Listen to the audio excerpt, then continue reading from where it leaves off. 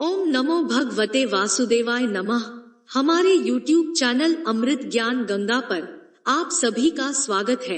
आज से आप अधिक मास के महात्म्य या पुरुषोत्तम मास के महात्म्य की कथाएं भी सुनेंगे। अधिक मास या पुरुषोत्तम मास महात्म्य। सनातन संस्कृति में अधिक मास का बहुत ही खास महत्व होता है। धर्म ग्रंथों के अनुसार हर 3 वर्षों में एक बार अधिक मास होता है। अधिक मास कई नाम से प्रसिद्ध है। अधिक मास को पुरुषोत्तम मास व मलमास भी कहा जाता है। अधिक मास के 30 दिन बहुत अनमोल है, साथ ही आध्यात्मिक ऊर्जा से परिपूर्ण है और श्री कृष्ण की अनंत कृपा पाने का योग्य अवसर है।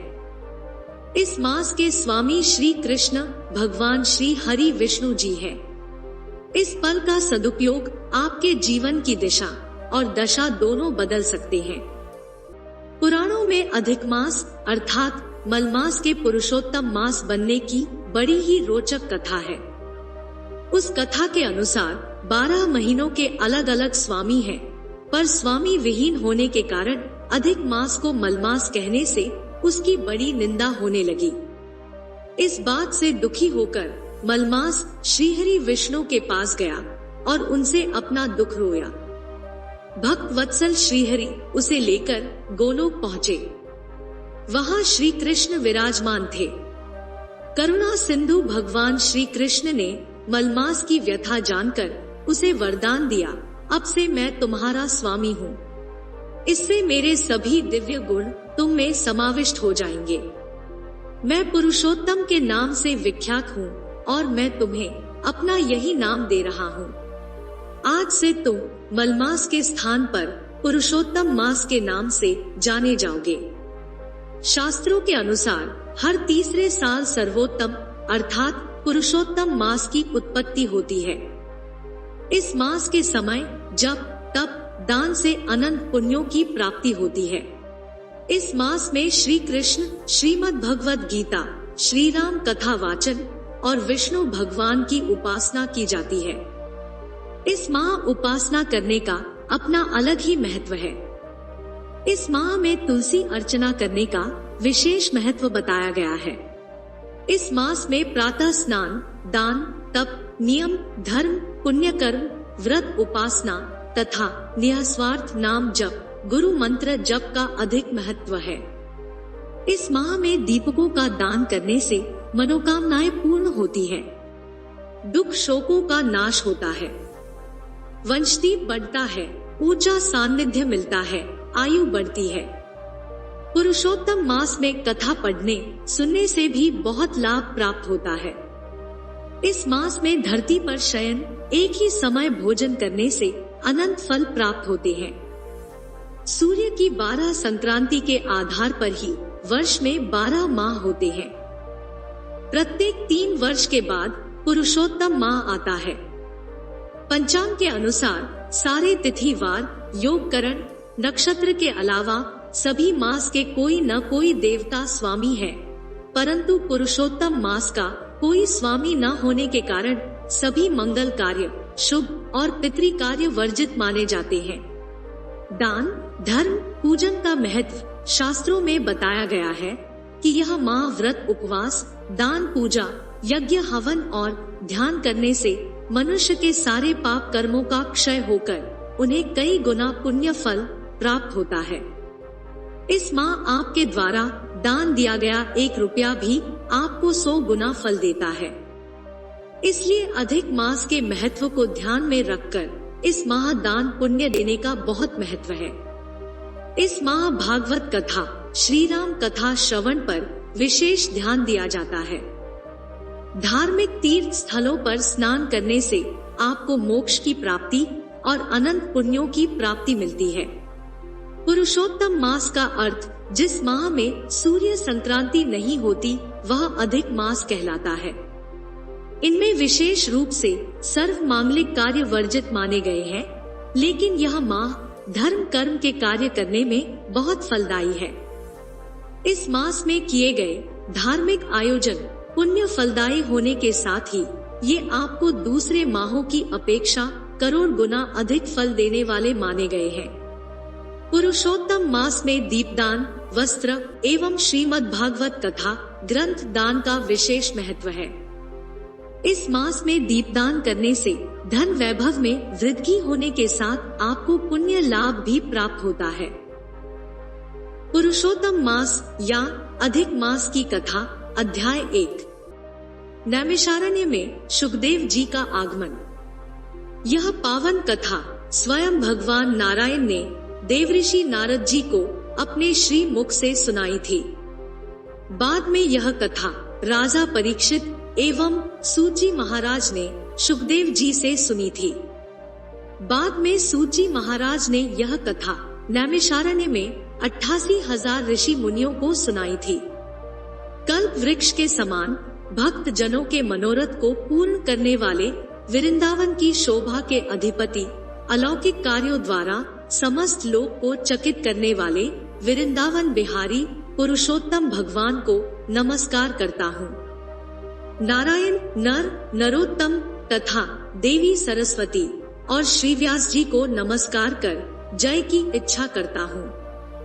यज्ञ करने की इच्छा से परम पवित्र नैमिषारण्य में आगे कहे गए बहुत से मुनि आए, जैसे असित, देवल, पैल, सुमंतु, पिप्पलायन, सुमति, कश्यप, जाबाली, भृगु, अंगिरा, वामदेव, सुतीक्ष्ण, शरभंग, पर्वत, आपस्तंभ, मांडव्य, अगस्त्य, कात्यायन, रथितर, ऋभु, कपिल, रैभ्य, गौतम, मुद्गल, कौशिक, गालव, क्रतु, अत्रि, बभ्रु, त्रित, शक्ति, बधु, बौधायन, वसु, कौंडिन्य, पृथु, हारीत, ध्रुव, शंकु, संकृति, शनि, विभांडक, पंख, गर्ग, कानाद, जमदग्नि, भरद्वाज, धूमप, मौन, भार्गव, कर्कश, शौनक तथा महातपस्वी शतानंद, विशाल, वृद्ध, विष्णु, जर्जर, जय, जंगम, पार, पाशधर, पूर, महाकाय, जैमिनी, महाग्रीव, महाबाहु, महोदर, महाबल, उद्दालक, महासेन, आर्त, आमल्क प्रिय, ऊर्ध्वबाहु, ऊर्ध्वपाद, एकपाद, दुर्धर, उग्रशील, जलाशी, पिंगल, अत्रि, ऋभु, शांडीर, करुण, काल, कैवल्य, कलाधार, श्वेतबाहु, रोमपाद, कद्रु, कालाग्निरुद्रग, श्वेताश्वर, आद्य, शरभंग, पृथुश्रवस आदि। शिष्यों के सहित ये सब ऋषि अंगों के सहित वेदों को जानने वाले, ब्रह्मनिष्ठ, संसार की भलाई तथा परोपकार करने वाले, दूसरों के हित में सर्वदा तत्पर, श्रौत स्मार्त कर्म करने वाले नैमिषारण्य में आकर यज्ञ करने को तत्पर हुए। इधर तीर्थ यात्रा की इच्छा से सूत जी अपने आश्रम से निकले और पृथ्वी का भ्रमण करते हुए उन्होंने नैमिषारण्य में आकर शिष्यों के सहित समस्त मुनियों को देखा। संसार समुद्र से पार करने वाले उन ऋषियों को नमस्कार करने के लिए पहले से जहाँ वे इकट्ठे थे वहीं प्रसन्न चित्तक सूत जी भी जा पहुँचे।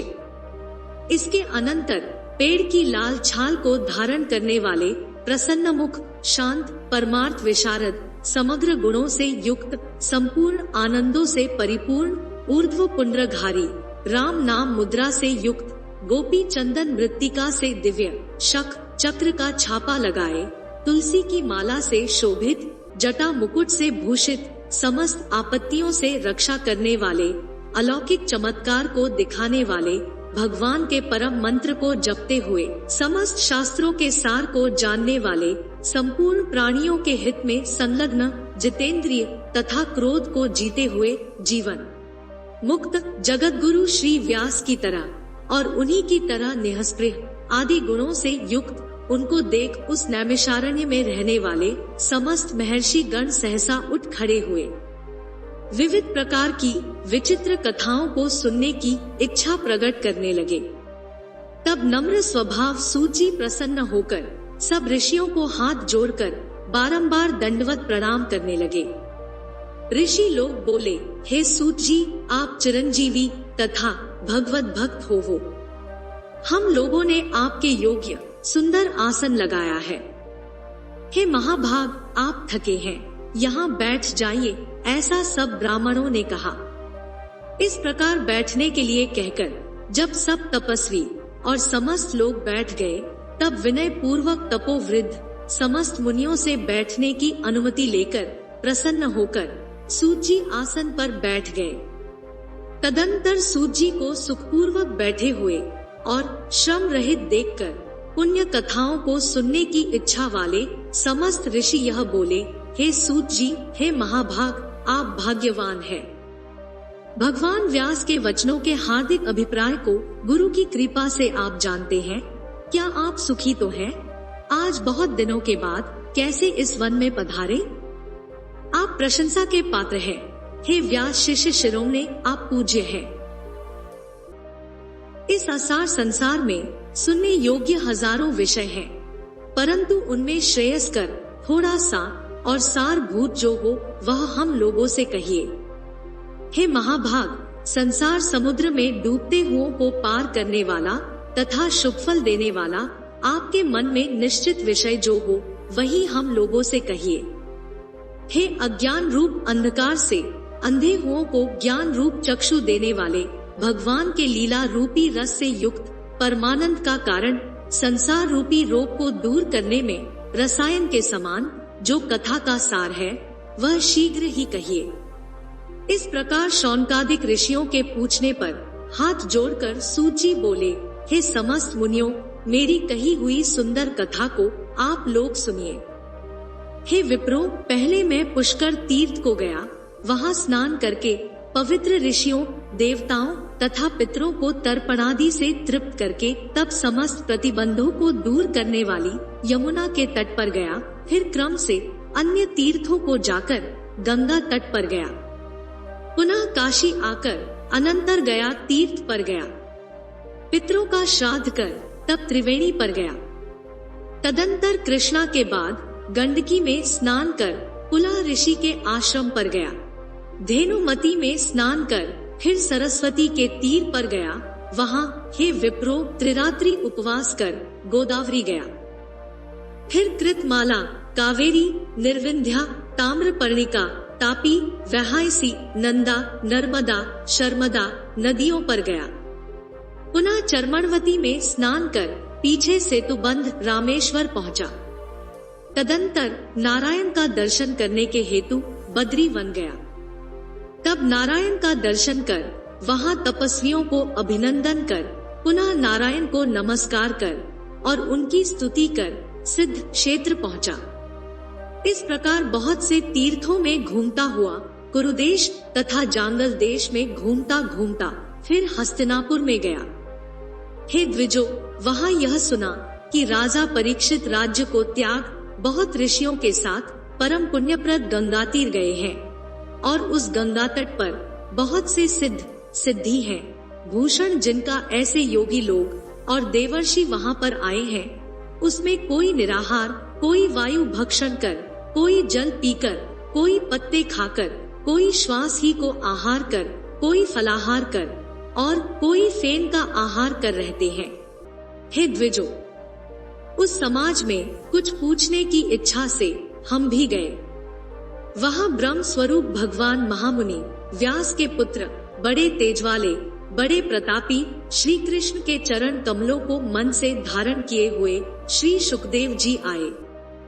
उन 16 वर्ष के योगी राज शक की तरह कंठ वाले, बड़े लंबे चिकने बालों से घिरे हुए मुख वाले, बड़ी पुष्ट कंधों की संधि वाले, चमकती हुए कांति वाले, अवधूत रूप वाले, ब्रह्म रूप फूकते हुए लड़कों से घिरे हुए, मक्षिकाओं से जैसे मस्त हस्ती घिरा रहता है उसी प्रकार धूल हाथ में ली हुई स्त्रियों से घिरे हुए सर्वांग धूल रमाए महामुनि श्री सुखदेव जी को देख सब ऋषि मुनि प्रसन्नता पूर्वक हाथ जोड़कर सहसा उठकर खड़े हो गए। इस प्रकार महामुनियों द्वारा सत्कृत भगवान सुखदेव जी को देखकर पछताती हुई स्त्रियां और साथ के बालक जो उनको चिढ़ा रहे थे दूर ही खड़े रह गए और भगवान सुखदेव जी को प्रणाम करके अपने अपने घरों की ओर चले गए। इधर मुनि लोगों ने भगवान सुखदेव जी के लिए बड़ा ऊंचा और उत्तम आसन बिछाया। उस आसन पर बैठे हुए भगवान सुखदेव जी को कमल की कर्णिका को जैसे कमल के पत्ते घेरे रहते हैं उसी प्रकार मुनि लोग उनको घेर कर बैठ गए यहाँ बैठे हुए ज्ञान रूप महासागर के चंद्रमा भगवान महामुनि व्यास जी के पुत्र शुकदेव जी ब्राह्मणों द्वारा की हुई पूजा को धारण कर तारा गणों से घिरे हुए चंद्रमा की तरह शोभा पा रहे थे। इसके बाद श्री सूत जी महाराज ने भगवान शुकदेव जी से जो प्रश्न किया उसका विस्तार पूर्वक वर्णन आप सभी अगले अध्याय में सुनेंगे। आपको हमारी यह प्रस्तुति कैसी लगी कमेंट करके जरूर बताएं। आपको हमारी यह प्रस्तुति पसंद आई हो तो वीडियो को लाइक करें, चैनल को सब्सक्राइब करें। वीडियो को अंत तक देखने के लिए आपका बहुत बहुत धन्यवाद।